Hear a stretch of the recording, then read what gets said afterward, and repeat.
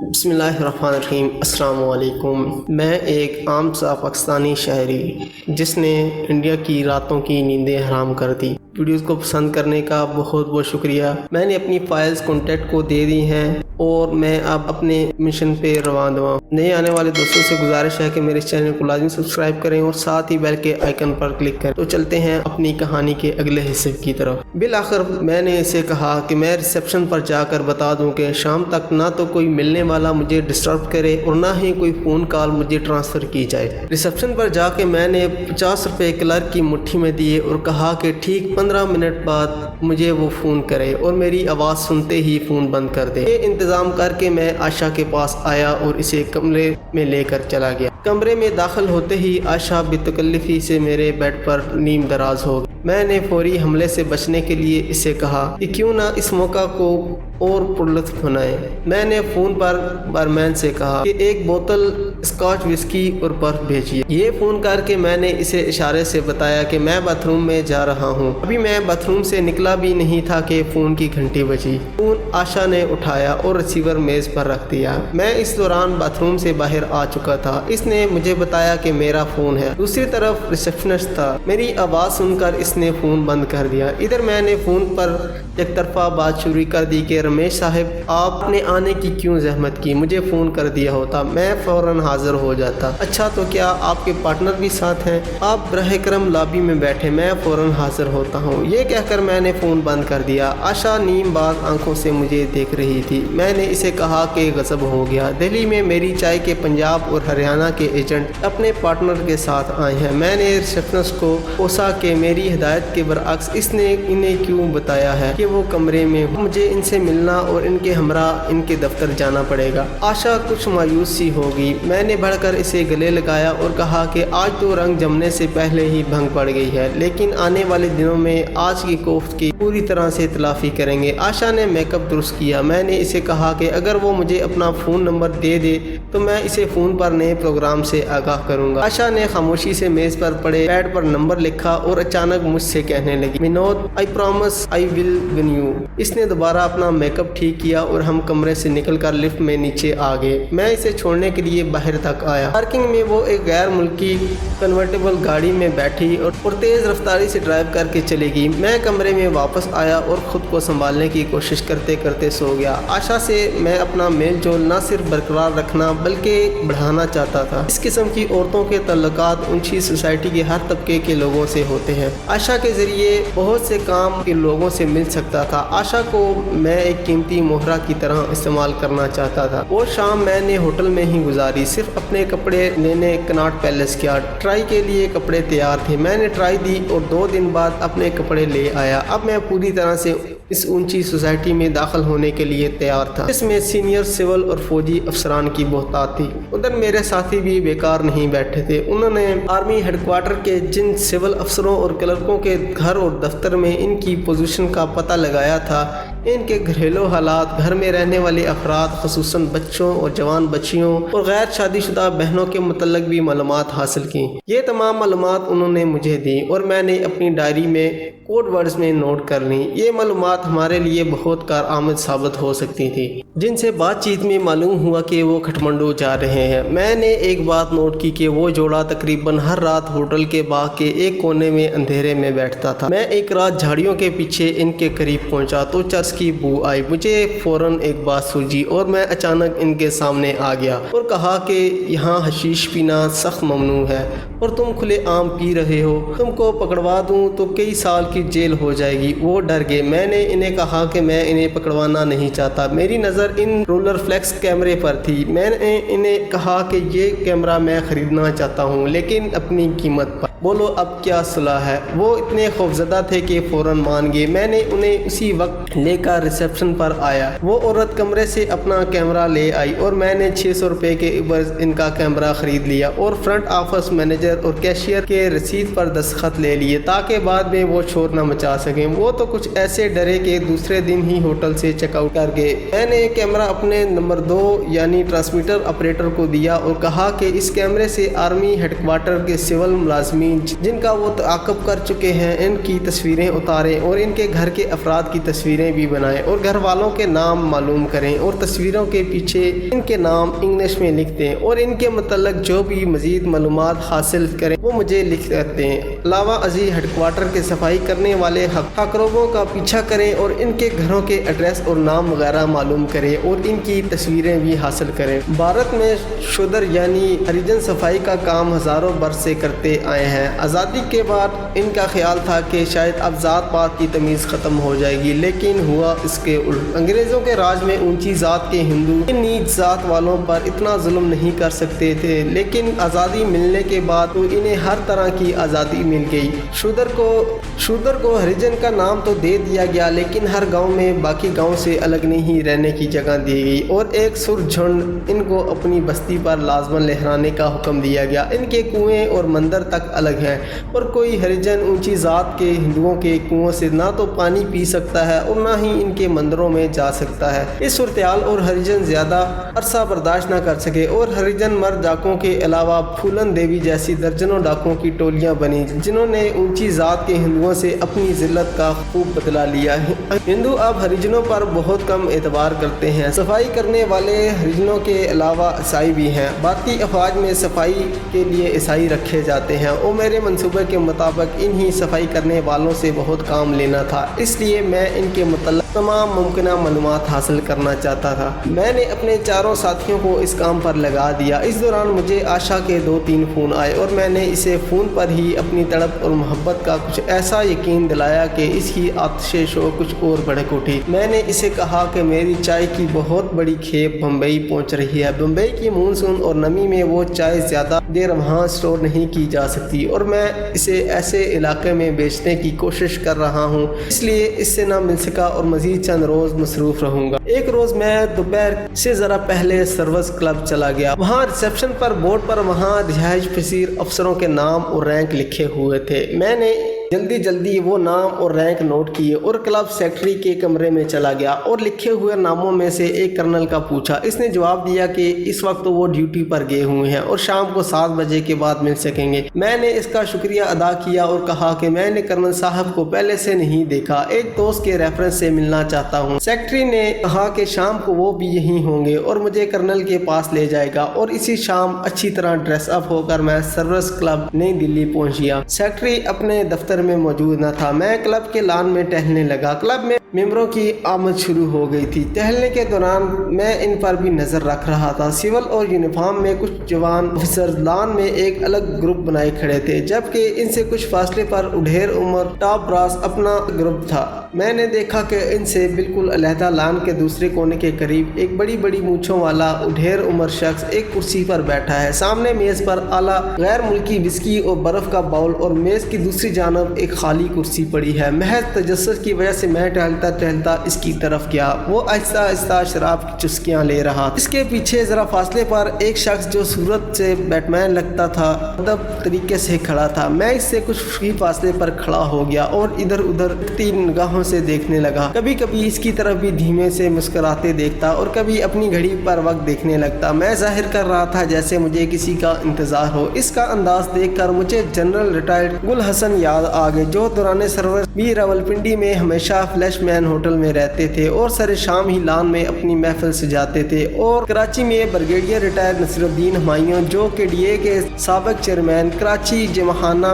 میں سب سے الگ تھلگ اسی طرح شام گزارتے تھے۔ یہاں ایک بات شاہد قارئین کی دلچسپی کا باعث ہو کہ جنرل گل حسن نے ہی صدر جنرل یحییٰ خان کا استعفیٰ لیا تھا اور بھٹے صاحب کو چیف مارشل لا ایڈمنسٹریٹر اور صدر بنایا تھا، اور صرف 6 ہفتے فوج کا سربراہ رہنے کے بعد صدر سے اختلافات کی وجہ سے انہیں عہدے سے ہٹا دیا گیا تھا۔ میں سوچنے لگا کہ شاید یہ مونچھوں والا بھی مجرد زندگی گزار رہا ہے اور میرا یہ قیاس 100% درست نکلا۔ چند ہی منٹ گزرے ہوں گے کہ جب اس نے مجھے مخاطب کیا اور اپنے پاس آنے کو کہا۔ اس کی آواز کے رعب اور دبدبے سے میں نے اندازہ لگا لیا کہ وہ بریگیڈیئر سے کم رینک کا نہیں ہے۔ میں اس کے قریب آیا تو اس نے کہا، "Are you waiting for someone? Are you you from armed forces? کیا تم کسی کا انتظار کر رہے ہو؟ کیا تم مسلح افواج میں سے ہو؟ میں نے اسے کہا کہ جناب آپ نے آدھا درست کہا ہے، میں ایک صاحب کے انتظار میں ہوں، لیکن میں سویلین ہوں۔ وہ سرتاپا ایک فوجی تھا۔ اس نے میرے سراپے کا جائزہ لیتے ہوئے کہا، وٹ اے شیم کہ تم جیسا انسان فوج میں نہ ہو، اگر تم چاہو تو میرے ساتھ بیٹھ سکتے ہو۔ اور میں خالی کرسی پر بیٹھ گیا۔ میں نے اپنا تعارف کرایا تو اس نے کہا کہ میں فوج میں کرنل ہوں اور جنرل ہیڈ کوارٹر میں کام کرتا ہوں۔ میں نے اس سے کہا کہ آپ نے ایک بات نہیں بتائی کہ آپ غیر شادی شدہ ہیں۔ وہ چند سیکنڈ میں مجھے گھورتا رہا، پھر بولا، یہ تم کیسے جانتے ہو؟ میں نے جواب دیا، سر دس از آبزرویشن اینڈ فیس ریڈنگ۔ میں نے اس کے چہرے کو بغور دیکھتے ہوئے اپنی بات جاری رکھی کہ آپ کا چہرہ بتا رہا ہے کہ آپ انتہائی قوت ارادی اور فیصلہ کن شخصیت کے مالک ہیں۔ آپ نے صرف ایک بار محبت کی اور اس میں ناکامی کے بعد آپ نے فوج اور ڈسپلن سے شادی کر لی، اور شام کا وقت جو آپ کے ماضی کی تلخ یادوں کو تازہ کر دیتا ہے آپ شراب میں ڈوب کر گزارتے ہیں۔ کرنل ہکا بکا چند لمحے مجھے تکتا رہا۔ مجھے ایسا محسوس ہوا جیسے کرنل بڑی مشکل سے اپنے آنسوؤں کو ضبط کر رہا ہے۔ وہ کرسی پر سنبھل کر بیٹھ گیا۔ اس نے ایک پیک بنا کر میرے سامنے رکھا اور کہا، سوڈا یا پانی؟ میں نے جواباً آن دا راکس کہا۔ اس نے میرے گلاس میں برف کے چند ٹکڑے ڈال دیے۔ کرنل نے میری باتوں کا تو کچھ جواب نہ دیا، لیکن یہ کہا کہ مجھے تم سے مل کر مسرت ہوئی، اور جب بھی جی چاہے شام کو میرے پاس آ جایا کرو۔ In the very limited circle of my friends you are any addition. Colonel نے کچھ دیر بعد اپنے بیٹ مین کو بلانے کے لیے سر پیچھے کیا تو میں نے اپنا گلاس لان کی گھاس پر انڈھیل دیا اور تھوڑی دیر کے بعد معذرت چاہتے ہوئے اس کے پاس سے اٹھ آیا۔ اس کرنل کا نام شنکر تھا، اور بعد کے صفحات میں آپ پڑھیں گے کہ اس کرنل کی وجہ سے کتنی کامیابی ہوئی۔ میں کلب سیکرٹری کے دفتر میں گیا۔ وہ دفتر میں موجود تھا۔ وہ مجھے لے کر کلب کی بات میں صوفوں پر بیٹھے ایک گروپ کی طرف لے گیا اور ایک شخص کی طرف اشارہ کر کے کہا، وہ کرنل مدن بیٹھے ہیں۔ پھر اس کے قریب جا کر اسے کہا، سر یہ صاحب دن کو بھی آپ سے ملنے آئے تھے۔ کرنل مدن نے سوالیہ نظر سے میری طرف دیکھا۔ میں نے اسے کہا کہ میں جوشی کے ریفرنس سے آپ کے پاس آیا ہوں۔ جوشی کا نام لے کر میں نے خود گھڑ لیا تھا کیونکہ بھارت میں جوشی نام کے آخر میں بہت استعمال ہوتا ہے۔ کرنل مدن نے چند لمحے ذہن کو کریدا اور کہا، you man colonel Joshi of Punjab? میں نے اسبات میں سر ہلایا اور کہا کہ میری ان سے دور کی رشتہ داری ہے، میں چوپڑا ہوں۔ کرنل ہنستے ہوئے اٹھا، مجھ سے کرنل جوشی سے ہاتھ ملایا اور کہا کہ جوشی اور میں جیسور میں اکٹھے تھے، سابقہ مشرقی پاکستان کی ایک چھاؤنی جہاں سن 71 کی جنگ میں گمسان کارن پڑا تھا، اور پاکستان اور بھارت کی پنجاب رجمنٹوں نے انتہائی بہادری سے روبرو لڑتے ہوئے بھاری جانی نقصان اٹھایا تھا۔ کرنل نے صوفے پر مجھے بٹھایا۔ اس دوران میں نے اپنا کاروباری تعارف اس سے کرایا۔ کرنل نے مجھے پینے کی دعوت دی جو میں نے قبول کر لی اور کہا، آپ سے ملنے کا میرا مقصد یہ تھا کہ میں یہاں دلی میں بہت بور ہو چکا ہوں، خصوصاً شام گزارنی ہو تو ایک عذاب ہے، اسی لیے آج دن کو بھی آپ سے ملنے آیا تھا اور اب بھی اسی لیے آیا ہوں، کم از کم ایک شام تو ستھرے ماحول میں گزر جائے۔ کرنل نے جواباً کہا کہ بی مائی گیسٹ، میں یہاں کلب میں رہتا ہوں اور میں کلب سیکرٹری کو ابھی بلا کر کہہ دیتا ہوں کہ تم جب بھی کلب میں آنا چاہو تمہیں میرے مہمان کی صورت میں ٹریٹ کرے۔ اس کے ساتھ ہی سرگوشی میں مجھے کہا کہ جب اکیلے آؤ تو اپنا بل ضرور ادا کرنا۔ میں نے کہا، I will and thanks for your hospitality. Colonel نے اپنے ساتھیوں سے میرا تعارف کرایا۔ ان کی گفتگو کا سلسلہ جو میری آمد سے ٹوٹ گیا تھا پھر شروع ہو گیا اور میں بڑھ چڑھ کر اس میں حصہ لینے لگا۔ میں چاہتا تھا کہ زیادہ سے زیادہ افسران سے روشنائی اور بتکلف ہی ہو جائے۔ اس دوران کرنل مدن نے کلب سیکرٹری کو بلا کر میرے لیے ہدایات دی اور تھوڑی ہی دیر میں ان سے گھل مل گیا۔ کلب میں آفیسرز ایوننگ جیکٹس یا ایوننگ سوٹس میں آ رہے تھے۔ وہاں پر فوجی افسران کی پہچان بہت آسان ہوتی ہے۔ افسر چاہے کسی بھی رینک کا ہو، بار کے دروازے سے داخل ہوتے ہوئے اٹینشن ہوتا ہے، بالکل اسی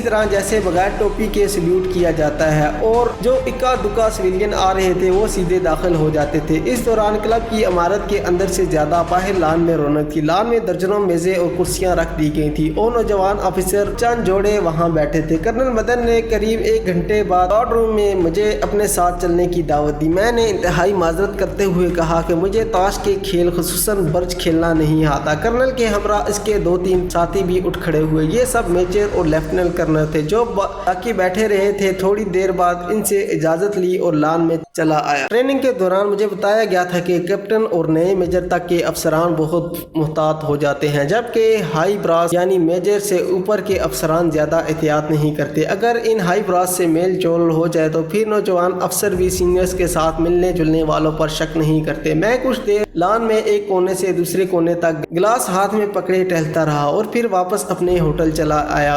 दिल्ली में बरसात का आगाज हो चुका था, आसमान पर गहरे बादल छाए हुए थे। थोड़ी देर बाद ही बूंदाबांदी शुरू होगी और फिर घटा यूं टूट कर बरसी के हर तरफ जलथल हो गया। यहाँ मैं कारेन की खिदमत में कुछ अर्ज करना चाहता हूँ। हम 5 अफराद जो पाकिस्तान से मिशन की तकमील के लिए भारत आए थे, कोई गैर मामूली इंसान न थे। ये तो हमारा जज्बा था जिसके तहत हमने इस खतरनाक काम को सरंजाम देने का बेड़ा उठाया था और खुद को वॉलंटियर किया था। भारत में कामयाबियों के साथ हमें कुछ नाकामियों का भी सामना करना पड़ा, जिसका जिक्र बाद में आएगा। दिल्ली में आशा से मिलना, सर्विस क्लब में कर्नल शंकर और कर्नल मदन से मिलना, मेरे साथियों का आर्मी हेडक्वार्टर के सिविल मुलाजमीन के दफ्तरी और घरेलू हालात की छानबीन करना और इसके अलावा हमारी मजीद भागदौड़ और कोशिशों का सिर्फ एक ही मकसद था कि हम हेडक्वार्टर्स में न सिर्फ दाखिल हो सके बल्कि वहाँ हमारे राब्ते भी पैदा हों ताकि अहम मालूमात हासिल कर सकें। एक राब्ते को तलाश करना और अगर इसमें नाकामी हो तो फिर दूसरे राब्ते की तलाशी के बजाय हिकमत अमली ये थी कि दुश्मन या अपने हदफ पर चारों तरफ से हमला किया जाए। इसमें न सिर्फ वक्त की बचत थी बल्कि दुश्मन का वीक पॉइंट मिलने का भी कवी इम्कान था। हमें ताज़ा तरीन मालूमात और इनका तसलसल कायम करने की ज़रूरत थी और इसके लिए हम चंद नहीं बल्कि सैकड़ों राब्ते तलाश करने को तैयार थे, चाहे वो आला तरीन हो या कम तरीन। हम अपने मकसद के हसूल के लिए बुलंदी और पस्ती की इंतहाई गहराइयों में गिरने को भी तैयार थे। इसे आप जुनून कह लें, वतन से मोहब्बत या सुकुते ढाका के लगे हुए जख्मों का दर्द। हम हर खतरे और इसके अंजाम से बेपरवाह और अपने मकसद के हसूल के लिए कोशां थे। अगला दिन बारिश की नज़र हो गया और इससे अगले रोज़ मैंने सर्विस क्लब में गुजारे, लेकिन कामयाबी की कोई सूरत दिखाई न दे रही थी। मूंछों वाले कर्नल शंकर से भी लान में दोबारा मुलाकात हुई। इसका मेरे साथ रवैया तजाद का मजमूआ था। एक तरफ वो पहली मुलाकात में मेरी गुफ्तगू से कुछ मुहताज सा लगता था, शायद वो समझ बैठा था कि मैं इसके माजी से वाकिफ़ हूँ या इसके अंदर झांकने की सलाहियत रखता हूँ। दूसरी तरफ वो मेरी कंपनी से खुश था। हर मुलाकात के खात्मे के बाद आइंदा मिलने के लिए ज़ोर देता था। इसके मुहतात रवैये के पेश नज़र मैंने भी इससे कभी हेडक्वार्टर से मुतल्लक बात नहीं की। एक रोज़ मैं इसके पास 7 बजे शाम गया तो वो अपने कमरे में था। मैंने दरवाज़ा नॉक किया तो बैटमैन ने इसे मेरे मुतल्लक बताया और मुझे सिटिंग रूम में बिठा दिया। कर्नल शंकर के पास 2 कमरों का सेट था, बेडरूम और सिटिंग रूम। थोड़ी देर बाद कर्नल वर्दी पहने बेडरूम से बाहर आया। इसके हाथ में ब्रीफ केस था। इसने कहा कि इसे एक अर्जेंट मीटिंग के लिए हेडक्वार्टर जाना है, इसलिए वो मेरा साथ ना दे सकेगा। और मैं सोच रहा था कि इस ब्रीफ केस में न जाने कितनी अहम फाइलें होंगी। इतनी मुख्तसर बात के बाद हम दोनों बाहर आके पार्किंग में एक हिंदुस्तानी गाड़ी हेडक्वार्टर्स की नंबर प्लेट के साथ खड़ी थी। कर्नल ने हाथ मिलाया और गाड़ी स्टार्ट करके तेज़ी से चला गया। अगर मुझे पहले इससे शाम के हालात का मालूम होता तो मैं अपने साथियों के हमरा ब्रीफकेस के हसूल के लिए कर्नल को ख़त्म करने से भी गुरेज न करता, लेकिन अब यह बेसूद था। अब इस ब्रीफकेस के हसूल के लिए मुझे शेर की ताकत के साथ साथ लोमड़ी की चालाकी को भी इस्तेमाल करना था। मैंने फैसला कर लिया था कि कर्नल के बैटमैन को फांसने की कोशिश करूँगा। इन चंद दिनों में मैं अपने साथियों से एक बार मिला। वो सब भी अपनी कोशिशों में मसरूफ़ थे, लेकिन कोई खातिर ख्वाह कामयाबी हासिल ना हुई थी। हमने हिसाब लगाया कि जितने कम अरसे में हमने अहमदनगर की फ़ाइलें पाकिस्तान भिजवाई हैं, वो सब अपनी कोशिशों में इस बड़ी कामयाबी से हमारे सीनियर्स हमारा खासा बुलंद इमेज बना चुके होंगे। लिहाजा इसे कायम रखने के लिए हमने अपनी कोशिशें तेज़ कर दी। हमारे कॉन्टैक्ट की आमद में बहुत कम वक्त रह गया था। फाइलों की हसूल में कामयाबी पर अपने सीनियर्स का रद्द अमल भी देखने की ख्वाहिश थी। मैं चाहता था कि इस बार भी अपने कॉन्टैक्ट के ज़रिए मज़ीद मवाद भेजूं। इसके लिए मैं कर्नल शंकर के बैटमैन को एक बार टटोलना चाहता था। अगर वो हाथ में ना आता तो फिर मैं घी तो निकालना ही था, चाहे टेढ़ी उंगली से ही निकालना पड़े। इस दौरान आशा का फिर फ़ोन और इसने मुझसे कहा कि शाम को 4 बजे अकबर होटल की काफ़ी शॉप में इससे मिलूं। मैं 4 बजे अकबर होटल चला गया। काफ़ी शॉप में आशा एक खूब रू नौजवान के साथ बैठी थी। मैं भी इस शशुपंज में था कि इनकी टेबल पर जाऊं या ना कि आशा ने आवाज़ देकर मुझे बुलाया और इस जवान से मुतारफ़ कराया। वो MES के एक ब्रिगेडियर का लड़का था और ज़ेरे तालीम था। आशा ने या तो मेरा कुर्ब हासिल करने के लिए मुझे جلانے کی کوشش کی تھی یا پھر وہ اس کے شوہر کے لیے ایک اور ٹھیکہ حاصل کرنے کا ذریعہ تھا۔ وہ جوان فون کر کے لابی کی طرف گیا تو عائشہ نے بتایا کہ میرا دوسرا خیال درست تھا۔ میں ان کے ساتھ قریب آدھ گھنٹہ بیٹھا رہا۔ اس دوران عائشہ کبھی اس نوجوان کے قریب ہو کر سرگوشی میں اس سے بات کرتی اور کبھی بے تکلفی سے میرے ہاتھ میں اپنے ہاتھ میں لے لیتی اور اس جوان کو میرے چائے کے کاروبار کو بڑھا چڑھا کر بیان کرتی اور کبھی مجھے اس کی شاہ خرشیوں کا بتاتی۔ مجھے بہت جلد ہی محسوس ہو گیا کہ عائشہ کا مجھے یہاں بلانے کا مقصد بیک وقت دو شکار کرنا تھا۔ وہ ہم دونوں میں رقیبانہ جذبات پیدا کرنا چاہتی تھی تاکہ ہم دونوں سے اپنے مقاصد پورے کر سکے۔ عائشہ سے دوبارہ جلد ملنے کا وعدہ کر کے میں ان کی ٹیبل سے اٹھ گیا۔ عائشہ نے مجھ سے تعارف کے بعد اپنی نجی زندگی کے بارے میں جو کچھ بتایا تھا، میرے خیال میں اس کی وجہ اس کی ازدواجی زندگی کی محرومیاں اور اس کے شوہر کا اس سے محض ٹھیکے حاصل کرنے کے لیے استعمال کرنا چاہا۔ جے چند جیسے بوڑھے سے اس کی شادی کی وجہ سے اس کے والد کی مالی مجبوریاں تھیں، لیکن جے چند نے بھی اپنے کاروبار میں اسے استعمال کرنا شروع کر دیا تھا اور یہ پڑھی لکھی جوان حسین عورت اپنے شوہر اور اپنے سماج سے باغی ہو چکی تھی۔ جب میں نے کہا کہ میں غیر شادی شدہ ہوں، بمبئی میں بڑا خاصا کاروبار ہے اور اس کے حسن سے بہت متاثر ہوا ہوں، تو عین ممکن ہے کہ عائشہ نے اپنے مستقبل کو میرے ساتھ وابستہ کرنے کے لیے سنہرے سپنے دیکھنے شروع کر دیے ہوں۔ بہرحال کے رویے سے میں نے محسوس کیا کہ وہ فی الحال میرے کام نہیں آ سکتی اور اپنے ہوٹل پہنچتے پہنچتے میں یہ فیصلہ کر چکا تھا کہ آج عائشہ کو سٹینڈ 2 کی پوزیشن پر رکھ کر دیگر ممکن ذرائع کو استعمال کروں، جن میں میرے ساتھیوں کی مہیا کردہ معلومات، کرنل شنکر کا بیٹ مین، اشوکا اور اکبر ہوٹل میں شامیں گزارنے والے فوجی افسران اور ان کی بیگمات شامل تھیں۔ میں اگلی صبح فراش خانہ گیا، ساتھیوں کے مکان کے ساتھ مخصوص آواز نکالی اور واپس بڑی سڑک پر آ گیا۔ تھوڑی دیر میں ٹرانسمیٹر والا ساتھی وہاں پہنچ گیا۔ میں نے شام کو ایک ریسٹورنٹ میں میٹنگ کے لیے کہا جس میں وہ چاروں اپنی اپنی کارکردگی مجھے بتائیں۔ اس میٹنگ میں چاروں نے کہا کہ فی الحال کوئی پیش قدمی نہیں ہو سکی۔ بارش کی وجہ سے دہلی کی بھیڑ بھاڑ میں خاصی کمی آ چکی تھی اور ایسے حالات میں کسی کا پیچھا کرنا شک پیدا کر سکتا تھا۔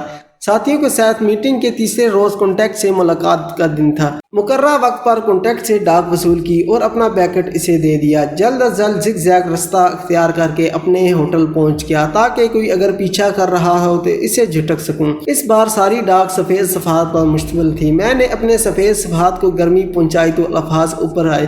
میری بجھی ہوئی دونوں فائلیں بحفاظت انہیں مل چکی تھیں۔ میری اس کامیابی کو بہت سراہا گیا تھا۔ بہترین الفاظ میں مجھے شاباش اور مبارکباد دی گئی تھی۔ میرے ساتھیوں کے لیے بھی علیحدہ علیحدہ تعریفی اور شاباشی خطوط تھے۔ ہمارے گھروں میں سب خیریت کا مزدہ بھی تھا۔ میرے خط میں لکھا تھا کہ میری کارکردگی کے عوض 20,000 روپیہ میرے گھر والوں کو پہنچا دیا گیا ہے۔ ان دنوں پاکستان میں چائے، چینی اور بناسپتی گھی کی بہت کمی تھی، اس لیے ہم پانچوں کے گھروں میں یہ اشیاء وافر مقدار میں بھیج دی گئی تھیں۔ پہلے مشنوں کے جاری رکھتے ہوئے مجھے ایک نیا اور انتہائی اہم مشن سونپا گیا تھا۔ ہماری ایجنسی کا ایک گروپ پہلے ہی اس مشن پر کام کر رہا تھا، یہ مجھے اس ڈاک کے ذریعے معلوم ہوا۔ احمد نگر میں میری کامیابی کے بعد میرے گروپ کو بھی یہی مشن اپنے طور پر کرنے کے احکام ملے۔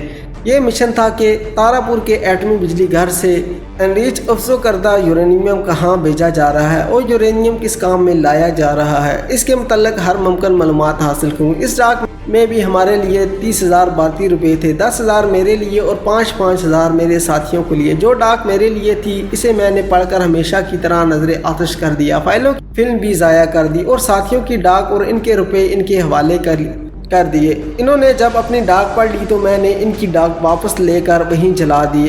ہم کسی صورت خطرہ مول لینے کو تیار نہ تھے۔ مجھے احساس ہو رہا تھا احمد نگر میں میری کامیابی سے میرے سینئرز نے مجھ سے بہت توقعات وابستہ کر لی تھی، اسی لیے تارا پور کا مشن بھی مجھے سونپا گیا۔ تربیلا میں ملازمت کے دوران غیر ملکی ملازمین سے مجھے اتنا تو معلوم ہو چکا تھا کہ تارا پور ایٹمی بجلی گھر بجلی پیدا کرنے کے علاوہ کچھ اور بھی تیار کر رہا ہے، لیکن نیوکلیئر انرجی کے متعلق میری معلومات صفر تھیں۔ لہٰذا میں نے دلی کے مختلف بک سٹالوں سے نیوکلیئر انرجی کے متعلق ابتدائی کتابوں سے لے کر وہ کتابیں بھی خرید لی جن میں زیادہ ٹیکنیکل معلومات تھی۔ میں نے فارغ وقت میں ان کا مطالعہ شروع کر دیا تاکہ جب بھی اس مشن پر جاؤں تو نیوکلیئر انرجی کے متعلق بالکل کوڑا نہ ہوں۔ میرے ساتھی اس بار کی ڈاک میں شاباشی پا کر تر و تازہ ہو چکے تھے۔ یہ انسانی فطرت ہے کہ اچھی کارکردگی کے اعتراف میں ایک ٹھپکی کام کر دیتی ہے جو ہزاروں لاکھوں روپے نہیں کر سکتے۔ وہ اپنے تفصیل کیے ہوئے کام زیادہ تندہی سے کرنے لگے اور چند روز میں ہی مکمل معلومات اور تصاویر مجھے لا دی۔ آرمی ہیڈ کوارٹر میں کام کرنے والے ایک سپرنٹینڈنٹ کا نام یشونت تھا۔ اس کا گھر پرانی دہلی میں ایک تنگ گلی میں تھا۔ اس کی 2 بیٹیاں اور 2 بیٹے تھے۔ بیٹی ایک اسکول میں ٹیچر تھی اور دوسرے بچے اسکول اور کالج کے طالب علم تھے۔ یشونت ہفتے میں 1-2 بار گانا سننے مخصوص بازار میں جاتا تھا۔ اس کی بیوی مر چکی تھی۔ ان اطلاعات کے ساتھ سب کی چلتے پھرتے تصویریں بھی اتار لی گئی تھیں۔ ایک سویلین کار تھا جو یشونت کے گھر کے قریب رہتا تھا۔ وہ جوان اور غیر شادی شدہ تھا اور یشونت کی بڑی بیٹی سے اس کا افیئر چل رہا تھا۔ اس کلر کا نام متروک تھا۔ اس کلر کی یشونت کی لڑکی کے ساتھ بھی ایک تصویر اتار لی گئی تھی۔ لڑکی کا نام شانتی تھا۔ آرمی ہیڈ کوارٹر کے 2 صفائی کرنے والوں کی 2 تصاویر بھی، یہ دونوں عیسائی تھے اور ان کے گھروں کا ایڈریس بھی حاصل کر لیا گیا تھا۔ میرے ساتھیوں کے اس ہوم ورک سے ہمیں ہیڈ کوارٹرز میں پہنچنے کے نئے راستے دکھائی دیے۔ چونکہ یہ سارا کام میرے ساتھیوں نے کیا تھا، اس لیے میں نے فیصلہ کیا کہ انہیں آئندہ کی پلاننگ میں پوری طرح شامل کروں۔ مجھے یہ احساس ہو رہا تھا کہ بطور گروپ لیڈر میرا ان کو اپنے منصوبوں کی تفصیل نہ بتانے کا یہ اثر ہو رہا ہے کہ مجھ سے وہ کھل کر بات نہیں کرتے۔ یہ تو ان کی فوجی ٹریننگ اور ڈسپلن کی وجہ سے تھا کہ وہ میرا حکم بلا چوچرا بجا لاتے تھے، ورنہ دشمن ملک میں اگر وہ میری بات ماننے سے انکار کر دیتے تو میں ان کا کیا بگاڑ سکتا تھا۔ مجھے ان سے بڑی حکمت عملی سے کام لینا تھا اور اب وہ موقع آن پہنچا تھا کہ میں انہیں اپنے مکمل اعتماد میں لوں اور ہیڈ کوارٹر تک سچائی کے لیے ہم سب اکٹھے بیٹھ کر منصوبہ بندی کریں۔ میں آج تک ان کے گھر کے اندر نہیں گیا تھا اور ان کی وجہ محض سیکیورٹی تھی۔ میں نے انہیں کہا کہ کل شام کو میں ان کے گھر آؤں گا اور وہیں ہم سب اس مشن کی منصوبہ بندی کریں گے۔ ابھی تک چونکہ کوئی مکمل مشن سونپا نہیں گیا تھا اور عین ممکن تھا کہ ان کی یہ سوچ ہوتی کہ ان کی مدد سے مشن مکمل کر کے سارا کریڈٹ میں لینا چاہتا ہوں۔ اگر انہیں یہ غلط فہمی تھی تو میں اسے بھی دور کرنا چاہتا تھا، حالانکہ ایسی کوئی بات نہ تھی۔ میں صرف ایک بات سے خوفزدہ تھا کہ وہ جونیئر رینکس تھے جن کا کام صرف احکامات کی تعمیل کرنا ہوتا ہے اور وہ دماغ سے ذرا کم ہی کام لیتے ہیں۔ اگر خدا نخواستہ کہیں حالات بگڑ گئے تو وہ سنبھال نہ سکیں گے اور سارا کھیل ہی نہ بگڑ جائے۔ دوسرے ان کا گروپ لیڈر بنا کر سارے مشن کی اور ان کی ذمہ داری مجھے سونپی گئی تھی۔ بہرحال اب حالات کا تقاضا تھا کہ میں انہیں اس مشن میں شامل کروں۔ اگلی شام میں حسب وعدہ ان کے گھر گیا۔ وہاں اس مشن کا تفصیلی جائزہ لیا گیا اور یہ فیصلہ ہوا کہ 2 خاکروبوں کو میرے 2 ساتھی الگ الگ سنبھال لیں گے اور سپرنٹینڈنٹ یشونت کے بارے میں میرے باقی ساتھی پتہ چلائیں گے کہ وہ کسی مخصوص بالاخانے پہ جاتا ہے یا مختلف بالاخانوں پر۔ یشونت کے متعلق مطلوبہ معلومات ملنے پر میں اسے سنبھال لوں گا۔ یہ فیصلہ ہونے پر سب مطمئن تھے۔ میں نے خاکروبوں سے رابطہ کرنے والے ساتھیوں کو مزید ہدایات دی اور رات کا کھانا کھانے کے بعد میں واپس لوٹ آیا۔ اگلی 3 شامیں میں نے اکبر ہوٹل اور اشوکا ہوٹل میں گزاری۔ میں چوتھے روز دن کے 10 بجے سروس کلب میں کرنل شنکر کے کمرے میں چلا گیا۔ اس کا اپارٹمنٹ کمرے کی صفائی میں مصروف تھا۔ اس نے یہ بتا کر کہ کرنل صاحب دفتر گئے ہیں مجھے باہر سے ہی رخصت کرنا چاہا۔ مجھے اور کچھ نہ سوجا تو میں نے اس سے پانی مانگا اور کہا کہ سر میں بہت درد ہے، اگر اسپرین وغیرہ ہو تو پانی کے ساتھ 2 گولیاں بھی دے۔ بٹمین نے مجھے سٹنگ روم میں بٹھایا۔ اسپرین اور پانی لینے کے بعد میں نے اس کا نام پوچھا تو اس نے عبدالکریم بتایا اور کہا کہ وہ کرنل کے ساتھ 8 ماہ سے ہے۔ میں نے کہا کہ عبدالکریم اپنے متعلق کچھ اور بھی بتاؤ۔ میں سر درد کے بہانے کرسی پر نیم دراز ہو گیا اور عبدالکریم نے بولنا شروع کیا۔ صاحب میں 4 سال سے بھارتی فوج میں ہوں۔ میں ہوں تو انفینٹری میں، لیکن عملی طور پر اب تک مختلف افسران کا بیٹمین ہی رہا ہوں۔ کرنل صاحب کے پاس آنے سے پہلے میں آگرہ چھاؤنی میں ایک میجر کا بیٹمین تھا۔ کرنل صاحب اپنی سخت طبیعت کی وجہ سے نہ تو کسی سے مطمئن ہوتے ہیں اور نہ ہی کوئی ان کے بیٹمین بننے کی خوشی کا اظہار کرتا ہے۔ جب سے میں یہاں آیا ہوں کرنل صاحب کی بھرپور خدمت کرتا ہوں، لیکن ہر روز ہی مجھے گالیوں سے نوازا جاتا ہے۔ کرنل صاحب جب موڈ میں ہوتے ہیں تو کچھ پیسے وغیرہ بھی دے دیتے ہیں اور جب کرنل صاحب ناراض ہوتے ہیں تو بے تحاشا گالیاں دیتے ہیں۔ 4 سال سے پہلے ٹریننگ کے دوران اور بعد میں مختلف افسروں کا بیٹمین ہونے کے دوران مجھے اتنی گالیاں پڑ چکی ہیں کہ اب میں ان کا عادی ہو چکا ہوں اور اپنی قسمت پر شاکر ہوں۔ چھوڑنے کی کوشش کی لیکن ناکامی ہوئی۔ نہ ماں باپ زندہ ہیں اور نہ شادی کی ہے۔ عبدالکریم بڑی ستھری اردو بول رہا تھا۔ میں نے پوچھا کہ تم رہنے والے کہاں کے ہو؟ اس نے کہا حضور لکھنؤ میرا آبائی وطن ہے۔ والدین کے گھر میں تو غربت ہی دیکھی ہے، لیکن وہ کہا کرتے تھے کہ میرے دادا نواب تھے۔ والد مرحوم نے بھی خاندانی روایات اور اپنی وزاداری کا بھرم رکھنے کے لیے تھوڑی جائیداد اور رہائشی حویلی بعد میں بیچ ڈالی۔ جب میں نے نے ہوش سنبھالا تو گھر میں غربت ہی دیکھی۔ ابھی 10 سال کا بھی نہیں ہوا تھا کہ 1 سال کے اندر چند ماہ کے وقفے سے والدین کا انتقال ہو گیا۔ میں بالکل بے آسرا رہ گیا۔ والد مرحوم کے جاننے والے ایک دکاندار نے مجھے اپنے گھر میں پناہ دی اور میری میٹرک تک تعلیم دلوائی۔ انہوں نے ہی مجھے فوج میں بھرتی کروا دیا کہ یہاں عزت سے روٹی کما سکوں گا۔ یہاں روٹی تو مل گئی ہے لیکن مسلسل گالیوں سے ماں باپ، خاندان اور مذہب کی دھجیاں اڑ گئی ہیں۔ عبدالکریم بولے جا رہا تھا اور میرا ذہن کچھ اور ہی سوچ رہا تھا۔ چند نکتے تھے جن کے گرد میرا ذہن گھوم رہا تھا۔ فوجی مسلمان ہندو افسران کی گالیوں سے بیزار بلکہ کسی حد تک باغی، کوئی رشتہ دار نہیں اور ہیڈ کوارٹر کے ایک اہم سینئر افسر کا بیڈ مین۔ حالات نے اس کا پہلے ہی خاصا برین واش کر رکھا تھا اور باقی کام میں کر سکتا تھا۔ ایک بڑی دشواری تھی کہ میں نے ہندو ہونے کا لبادہ اوڑھ رکھا تھا۔ اپنی اصلیت ظاہر کرنے میں 50-50 چانس تھا، اور یہ کہ وہ میرا ساتھ دے گا اور دوسرا یہ کہ میرا بھید کھول کر ہندو افسران کی نظر میں خود کو وفادار اور بھارت ماتا کا سپوت ثابت کرنے کی کوشش کرے گا۔